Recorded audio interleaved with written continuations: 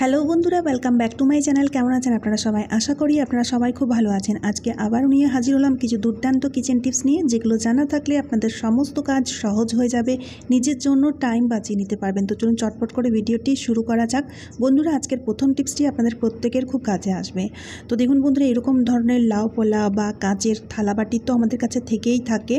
আর সমস্যা কি হয়, এগুলো দেখুন দেখতে সুন্দর লাগে বা অতিথি আপ্যায়ন করার ক্ষেত্রে খুবই কাজে লাগে, কিন্তু সমস্যাটা তখনই হয় যখন এক জায়গা থেকে অন্য জায়গা নিয়ে যাওয়ার পালা থাকে তখন। তো অনেক সময় দেখা যায় শিফটিংয়ের চক্করে আমাদের এক জায়গা থেকে অন্য জায়গা যেতে হয়। তো সেক্ষেত্রে এই থালাবাটিগুলো ক্যারি করা একটা বিরাট সমস্যার সৃষ্টি হয়ে যায়, কারণ এগুলো ভুলবশত যদি হাত থেকে পড়ে যায় তাহলে দেখবেন ভেঙে যায়, আর একটা ভেঙে গেলে পুরো সেটই নষ্ট হয়ে যায়। তো সেক্ষেত্রে একটা ছোট্ট ট্রিক আপনারা ফলো করতেই পারেন। এখানে দেখুন আমি নিয়েছি একটা পুরনো ল্যাগিং। তো দেখুন আমাদের প্রত্যেকের কাছে কিন্তু এরকম ধরনের পুরনো ল্যাগিং তো থেকেই থাকে। সেই ল্যাগিংটাকে ভালো করে ধুয়ে পরিষ্কার করে নেবেন। তারপর সেই ল্যাগিংয়ের ভেতরে দেখুন কত সুন্দর মতো করে আমরা এই প্লেটগুলোকে ক্যারি করে নিয়ে যেতে পারবো। তো ল্যাগিংয়ের ভেতরে ভরে নিতে হবে। তারপর ল্যাগিংয়ের পাটাকে এইভাবে ঘুরিয়ে গুটিয়ে এইভাবে বেঁধে দিতে হবে। আর বিশ্বাস করুন, এত শক্তপোক্ত করে এটে বাঁধা হয় যার ফলে খুলে যাওয়ার কোনো স্কোপই থাকে না। দ্বিতীয়ত হচ্ছে দেখুন, স্ক্র্যাচেস হবে না, আর যদি হাত থেকে ফিসলে পড়ে যায় সেক্ষেত্রে ভেঙেও যাবে না। তাই এক জায়গা থেকে অন্য জায়গা ক্যারি করার ক্ষেত্রে আপনারা এই ট্রিকটি করে দেখবেন আপনারা খুব উপকৃত হবেন।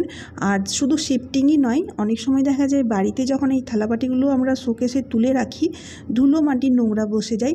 তো সেক্ষেত্রে যদি এইভাবে ঢেকে রাখা যায় তাহলে ধুলো মাটির নোংরা বসবে না, বা এর যে গ্লেজ সেই গ্লেজটাও নষ্ট হবে না। আশা করছি ট্রিকটি আপনাদের দারুণ কাজে দেবে। তো চলুন এবার দেখে নেওয়া যাক পরবর্তী টিপসটা।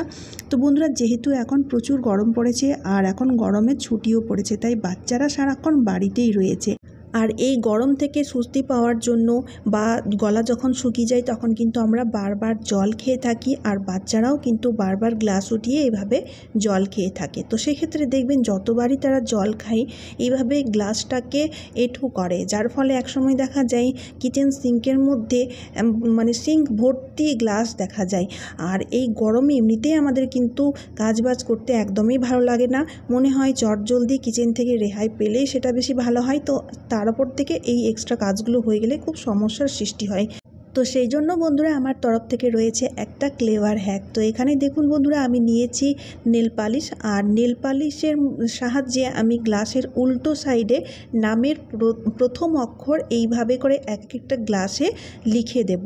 বাড়িতে বাচ্চা রয়েছে, বড়রা, তো তাদের নামের শুধুমাত্র প্রথম অ্যালফাবেটটা গ্লাসের উল্টো সাইডে যদি লিখে দিতে পারে তাহলে দেখবেন বন্ধুরা সবাই নিজের নামের প্রথম অক্ষরটা দেখে সহজেই গ্লাসটিকে চিনে নিতে পারবে, আর জল খাওয়ার সময় পার্টিকুলার সেই গ্লাসটাই ওঠাবে, যার ফলে এতগুলো গ্লাস কিন্তু বারবার এঁঠো হবে না।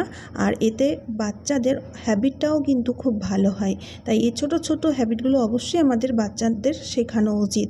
আশা করছি ট্রিকটি আপনাদের দারুণ কাজে দেবে। চলে এলাম পরবর্তী টিপস নিয়ে।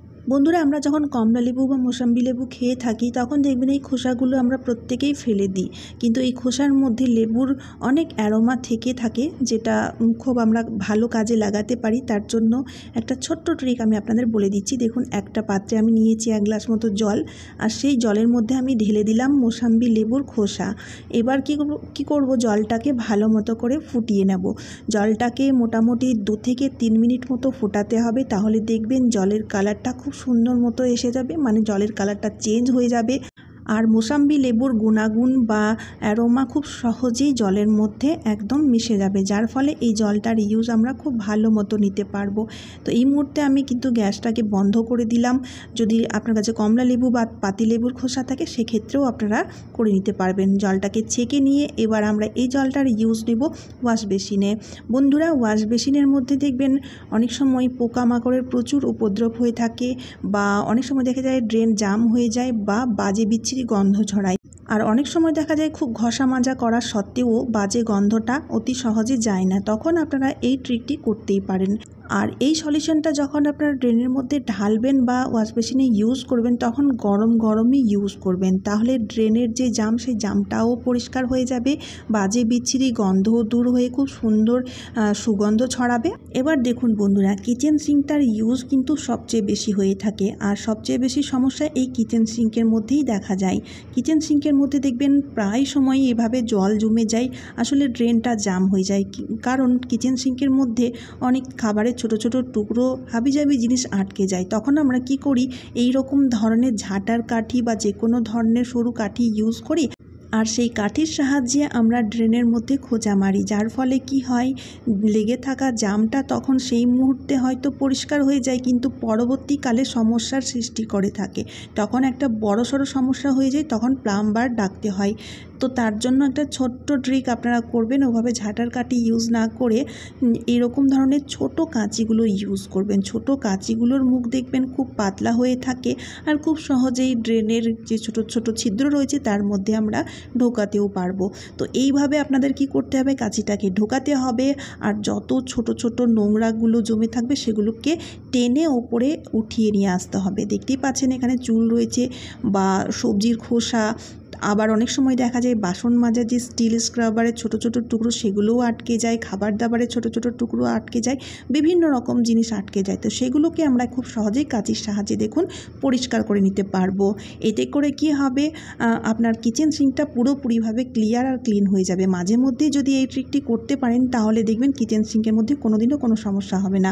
চললাম পরবর্তী টিপস নিয়ে। তো বন্ধুরা, আমরা প্রত্যেকেই কিন্তু থালা বাসনের ইউজ তো করেই থাকি, তো আমাদের কাছে এমন কিছু কিছু ডিজাইনার বাটি থালা থাকে যার মধ্যে এরকম সুন্দর সুন্দর ডিজাইন থাকে, কিন্তু সমস্যাটা কি হয়, এই ডিজাইনগুলোর মধ্যে নোংরা ময়লা কালো কালো একদম চিটানো ময়লা জমে যায়, যার ফলে কি হয়, দেখতে খুব খারাপ লাগে। আর প্রত্যেক দিন আমরা যখন বাসন মাজি, বাসন মাজার সময় সম্ভব হয় না যে আমরা এই ছোট ছোট গ্যাপগুলোকে, ছোট ছোট ডিজাইনগুলোকে পরিষ্কার করি, কারণ স্কচ ব্রাইট দিয়ে এই ছোট ছোট গ্যাপগুলোকে পরিষ্কার করা সম্ভবই হয় না। সেক্ষেত্রে আপনারা কি করবেন, নিয়ে নেবেন একটা সেফটি পিন। যেহেতু সেফটি পিনের মুখটা খুব সরু থাকে, তাই সেফটি পিনের সাহায্যে দেখুন কত সহজে জমে থাকা নোংরা ময়লা খুব সহজেই আমরা পরিষ্কার করে নিতে পারবো। সেফটি পিনের জায়গায় আপনারা সুচ বা টুথপিকের ইউজও করতে পারেন। এতে করে কি হবে, দেখুন আপনারা দেখতেই পাচ্ছেন কত সহজে সব ময়লাগুলো পরিষ্কার হয়ে গেছে। আর দীর্ঘদিন জমতে জমতে এই ময়লাগুলো খুব চেটানো ময়লা হয়ে যায়, তেল চিটচিটে টাইপের হয়ে যায়, যেগুলোকে পরিষ্কার করা সত্যিই অসম্ভব হয়ে যায়। কিন্তু এই পদ্ধতিতে যদি পরিষ্কার করে থাকেন তাহলে দেখবেন খুব সহজেই পরিষ্কার হয়ে যাবে, আর বেশি পরিশ্রমও লাগবে না। আশা করছি ট্রিকটি আপনাদের দারুণ কাজে দেবে। তো চলুন বন্ধুরা, আজকের মতো এই পর্যন্ত। আশা করি ভিডিওটি ভালো লেগেছে। ভিডিওটি ভালো লাগলে লাইক শেয়ার কমেন্ট করতে একদমই ভুলবেন না, তারই সাথে চ্যানেলটিকে সাবস্ক্রাইবও করে নিতে হবে। তো চলুন আবারও দেখা হচ্ছে অন্য কোনো নতুন ভিডিওতে। আপনারা সবাই খুব ভালো আর সুস্থ থাকবেন। টাটা বন্ধুরা।